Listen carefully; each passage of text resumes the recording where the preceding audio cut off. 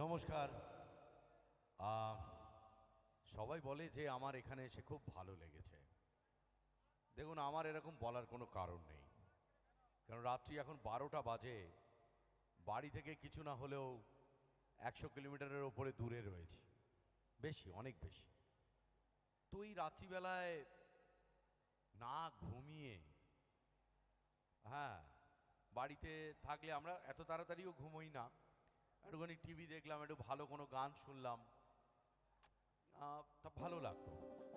কিন্তু আমি এইটা চেয়েছিলাম, আমি চেয়েছিলাম যে আমি একদিন মানুষের মাঝখানে যাব, মানুষের জন্যে, নিজের জন্য তো অবশ্যই, মানুষকে আনন্দ দেওয়ার অভিনয় করব, মানুষকে তার দুঃখের অনুভূতিগুলো তার সামনে তুলে ধরব, মানুষকে খুশি রাখব, এন্টারটেইন করব। এটা আমার জীবনের খুব উদ্দেশ্য ছিল। আপনার বাড়ি যেরকম কলকাতা থেকে 100-120 কিলোমিটার দূরে, ঠিক তেমনি আমার বাড়িও কলকাতা থেকে 75 কিলোমিটার দূরে, বসিরহাটের একটি ছোট্ট গ্রাম, বাদুড়িয়া থানার অন্তর্গত আরবালিয়া। সেখানেই আমার বড় হওয়া। সেখান থেকেই আমি একদিন কলকাতা শহরে এসেছিলাম সিনেমা টেলিভিশনে কাজ করব বলে। তো প্রথমে এসেছিলাম পড়াশুনোর জন্যে।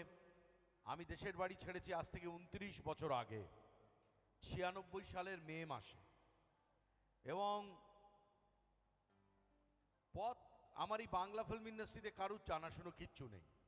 খুব দূর দূর থেকে একজন দুজনকে চিনতাম, যারা খুব যুক্ত সেরকম কেউ নয়। কিন্তু আমার মনের মধ্যে একটা খুব ইচ্ছা ছিল, আমি সিনেমায় কাজ করব, আমি টেলিভিশনে কাজ করব। আর একটা ইচ্ছা ছিল যে আমাকে, আমার বাবা মাকে আমার নামের দৌলতে মানুষ চিনুক, আমি একটু নাম করি, মানুষ আমাকে একটু চিনুক, জানুক। সেটা একমাত্র সুন্দর পথ হচ্ছে স্ক্রিন। তো সেই 97 সালে আমি প্রথম টালিগঞ্জে এসেছিলাম। আমার বন্ধুরা আমাকে নিয়ে এসেছিল টালিগঞ্জে।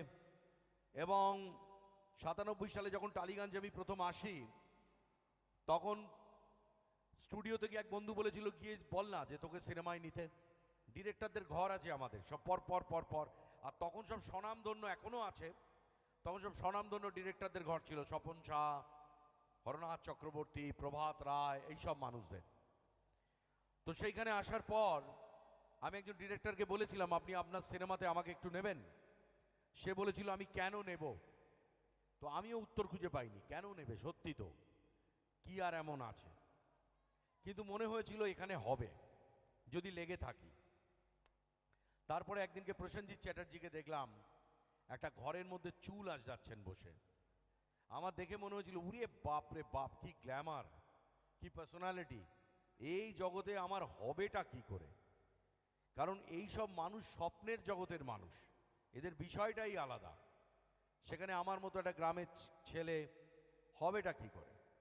কিন্তু ওপরওয়ালার অন্য ইচ্ছা ছিল, সে চেয়েছিল আমার হোক, তাই না? তার ইচ্ছা ছাড়া তো কিচ্ছু হয় না।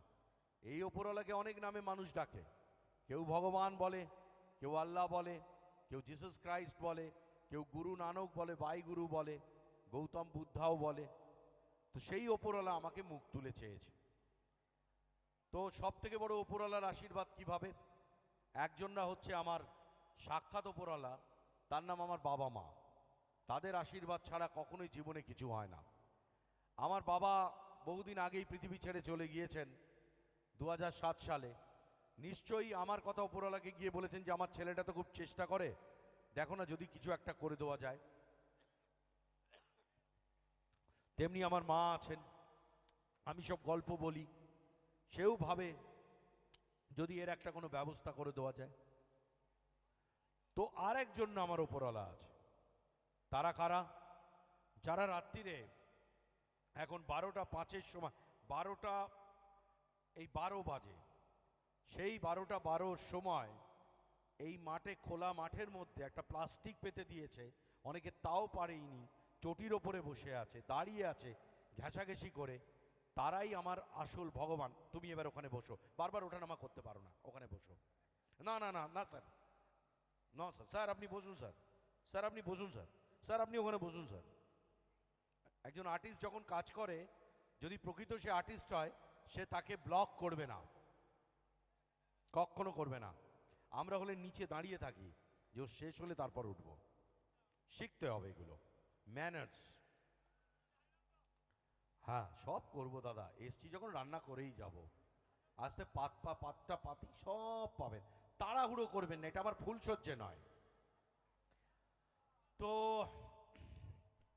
সেই বাংলা ফিল্ম ইন্ডাস্ট্রিতে দেখতে দেখতে আমি 25টা বছর কাটিয়ে দিলাম। আসলে একটা সাধারণ মানুষের কাহিনী বলি না মা, ওসব বলে লাভ নেই মা, সব ছিটকে গেছে। আপনি যেটা বলছেন যে ওরা কথা বলে আটকে দিচ্ছে, ও হবে না, ও হয়ে গেছে যা হওয়ার। তো সেই ওপরওয়ালা কিন্তু মুখ তুলে চেয়েছেন, এবং 25টা বছর আমি বাংলা ফিল্ম ইন্ডাস্ট্রিতে কাজ করছি। যারা এই সামনে বসে আছে তারাই আমার ঈশ্বর, যাদের জন্য আমি প্রতিটা দিন বাঁচি, যারা আমার সংসারকে বাঁচিয়ে রাখে, যাদের দেওয়া অর্থে আমার সন্তান খেতে পায়, যাদের জন্য আমার বাড়ি চলে, আমার গাড়ি চলে, আপনাদের পায়ে আমি প্রণাম করি। এই কথাটা আমি বানিয়ে বললাম না, আমি কোনো কথা মিথ্যে কথা বা বানিয়ে বলি না, কারণ আমি যে রোজগারটা করি তার জন্য আমাকে মিথ্যে কথা বলতে হয় না বা বানিয়ে কথা বলতে হয় না। এই ওপরওয়ালার আশীর্বাদ, আমি যথেষ্ট, সেটা আমি সত্যি কথা বলে রোজগার করতে পারি। কিন্তু তা বলে যে আমি মিথ্যে কথা বলি না তা নয়। আমি একজনের সঙ্গে মিথ্যে কথা বলি, যিনি আমার সম্পর্কে বউ হয়। ওখানে হচ্ছে আমায় বলতেই হয়, সে হচ্ছে অর্ধাঙ্গিনী। সে অর্ধ কথা, আমাকে একজন বলেছে ও অর্ধাঙ্গিনী, ওকে অর্ধ কথা বলবে, পুরো কথা কখনোই ওকে বলবে না। তো এই যে আপনারা ফাংশন দেখছেন, অনুষ্ঠান শুরু করব গান দিয়ে। প্রচুর বাংলা সিনেমায় আমাকে আপনি দেখেছেন, আমি প্রায় রিলিজ আনরিলিজড মিলিয়ে 200টার উপরে ছবিতে কাজ করেছি। গতকালও আমার সিনেমা শ্রীমান ভার্সেস শ্রীমতী রিলিজ হয়েছে, মিঠুন চক্রবর্তীর সঙ্গে ছবি, যাকে দেখার জন্যে একসময় দেশ ছেড়েছিলাম। তার সঙ্গে এটা আমার 5 নম্বর সিনেমা, তার সঙ্গে জীবনের অনেক সময় কাটিয়েছি আমি। এবং কলকাতাতে এই সিনেমাতে মিঠুন দাও আছে, আমাদের টেলিভিশন সিরিয়ালে দীর্ঘদিন ধরে কাজ করছে অঞ্জনা বসু আছে, অঞ্জন দত্ত আছে, পরমব্রত আছে, এবং আমিও রয়েছি। কিন্তু অনুষ্ঠান শুরু করতে গেলে কিছু একটা করতে হবে। সবার আগে বলি, আমি বাংলা সিনেমায় এসেছিলাম নায়ক হব বলে। আর নায়ক কেন হব না? আমি উত্তম কুমারকে দেখে বড় হয়েছি, সৌমিত্র চট্টোপাধ্যায়, রঞ্জিত মল্লিক মহাশয়, প্রসেনজিৎ, চিরঞ্জিত, তাপস পাল, তার মতো আমার গাল, মিঠুন চক্রবর্তী, এদের দেখে আমি বড় হয়েছি। কিন্তু নায়ক হওয়া আমার হয়নি। হয়েছি অনেক সিনেমায়, কিন্তু যেভাবে নায়িকাদের হাত ধরে গান গায় তাই সেরকম নায়ক হয়নি, কারণ আমার এটা উঁচু বলে। লোকের এইটা এত উঁচু থাকলে কেউ নায়ক আপনাকে করবে না। তাতে আমার কোনো একটা অসুবিধা হয়নি, আমি ভালোই কাটিয়ে দিতে পারলাম আপনাদের আশীর্বাদে। তো এই অনুষ্ঠান শুরু করব গান দিয়ে, কারণ যখন একবার আমি ভেবেছিলাম যদি আমার টালিগঞ্জে অভিনয় নিয়ে যদি কিছু না হয়, কারণ আমি ভাবতে পারিনি এই গ্ল্যামার ওয়ার্ল্ডে আমি জায়গা পাবো, তাহলে আমি গান গাইব। আমি যখন বড় হয়েছি 90-এর দশকে, তখন কুমার শানু, কিশোর কুমারের গান গাইতেন। 80-র দশকের শেষে মিস জোজো আমার বন্ধু, উষা উত্তপ, আশা ভোসলের গান করে, সবাই কণ্ঠী শিল্পী, গৌতম ঘোষ কিশোর কুমারের গান করেন, আমিও গান গাইব কুমার শানুর, কিশোর কুমারের। তো সেই গান যখন অভিনয়তে একটু নাম হলো, মানুষ ডাকতে শুরু করলো, এই মেদিনীপুর আমার জীবনে একটা বিরাট বড় জায়গা। আমি পূর্ব মেদিনীপুর, পশ্চিম মেদিনীপুর মিলিয়ে বিগত 21 বছর ধরে যাতায়াত করছি।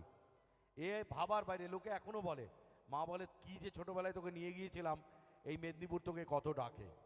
এই মেদিনীপুরের জন্য আমার অনেকখানি। গান দিয়ে অনুষ্ঠান শুরু করব। গান ভালো লাগলে হাততালি দেওয়ার দরকার নেই, কারণ আপনারা যে আমাকে দেখছেন এটাই আমার ভাগ্যের ব্যাপার। এত রাত্রিরে বসে যে আমাকে সহ্য করছেন। আর এই ফাংশন দেখা কি কম কষ্টের? এই ঘেঁচাঘেঁচি করে দাঁড়ানো বসা, কেউ যদি একটা পাঁপড় ভাজা খেয়ে ছেড়ে দেয় না, জীবন গুলিয়ে যাবে, একবার সব শেষ হয়ে যাবে। তারপরে ধরুন আপনার যাই পাক না কেন, একটু চেপে চুপে বসে থাকতে হবে, কেন উঠে গেলে জায়গা চলে যাবে। সুতরাং আপনারা দেখছেন, এটাই বড় কথা।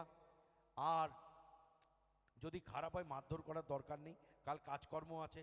আর বাড়িতে দুটো ছেলে আছে, ওই একটা 10 বছরে পড়বে, একটা 15 বছর, ওদের দুজনের একমাত্র বাবা আমি, বুঝতে পেরেছেন? আর এই 17 বছরের একটা পুরনো বউ আছে, ওটারও একমাত্র স্বামী আমি। তো গান দিয়ে অনুষ্ঠান শুরু করছি, তারপর দেখা যাক আস্তে আস্তে করে এগোই। চলো ভাই, তুমি নিচে দাঁড়াও না। স্যার আজকে ফাংশনের এখানে না, তুমি নিচে দাঁড়াবে, এটা আমার জেদ। তুমি বসবে। তুমি একটা আর্টিস্টকে কোনো